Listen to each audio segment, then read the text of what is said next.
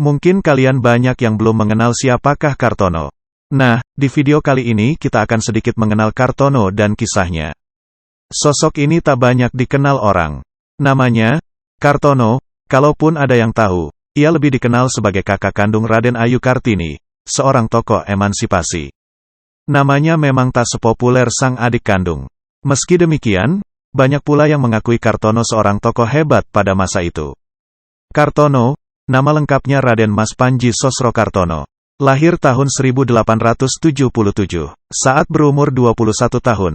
Tepatnya tahun 1898 Kartono dikenal sebagai pribumi pertama yang bisa kuliah di luar Hindia Belanda, Leiden. Selain itu, ia dikenal sebagai sosok yang cerdas dan kesayangan para dosen. Kartono tercatat sebagai poliglot pertama Hindia Belanda, lantaran menguasai 27 bahasa asing dan 10 bahasa Nusantara. Dirangkum dari sejumlah sumber, Kartono seorang pangeran yang tampan, pandai, gaul, anak orang kaya, terkenal dan juga merakyat. Perempuan Eropa pada masanya menyebut Kartono dengan si Sosrokartono, the movie sos yang ganteng. Bule Eropa dan Amerika menyebut dia dengan hormat, the Javanese Prince, Pangeran Jawa.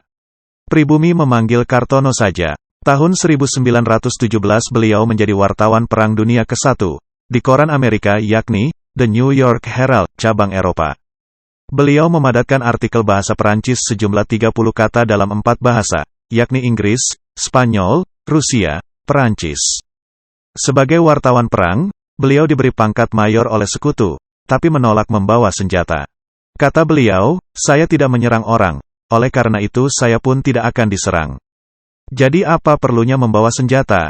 Beliau sempatkan gemparkan Eropa, Amerika dengan artikelnya tentang perundingan Jerman dan Perancis yang rahasia serta sangat tertutup. Yang diselenggarakan di dalam salah satu gerbong kereta api yang berhenti di tengah hutan, bahkan mendapat penjagaan super ketat dari semua wartawan yang mencari berita. Ternyata, koran New York Herald telah memuat hasil perundingan tersebut. Tahun 1919 beliau jadi penterjemah tunggal di Liga Bangsa-Bangsa yang pada tahun 1921 diubah menjadi PBB. Beliau ketua penterjemah untuk segala bahasa kalahkan para poliglot atau juru bahasa Eropa dan Amerika.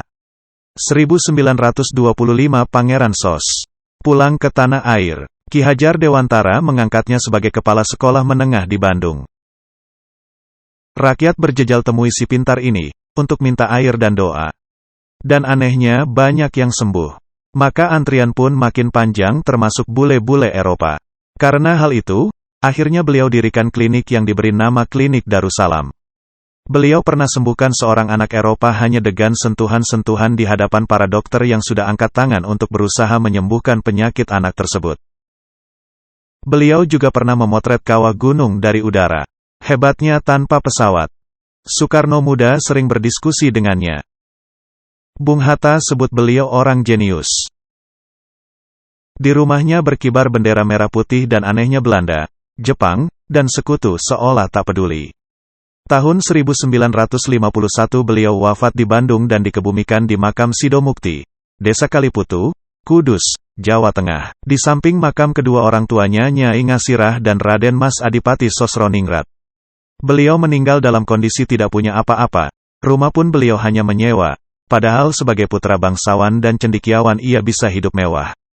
Orang-orang tidak temukan pusaka dan jimat di rumahnya. Hartanya hanya selembar kain bersulam huruf alif. Pada batu nisan makamnya tertulis, Sugih Tampo Bondeho, Dikdaya Tampo Aji Aji, yang artinya kaya tanpa harta, tak terkalahkan tanpa kesaktian. Demikian secuil sejarah tentang Kartono, seorang wartawan hebat dan juga tokoh pendidikan di Indonesia. Terima kasih telah menyaksikan, sampai jumpa.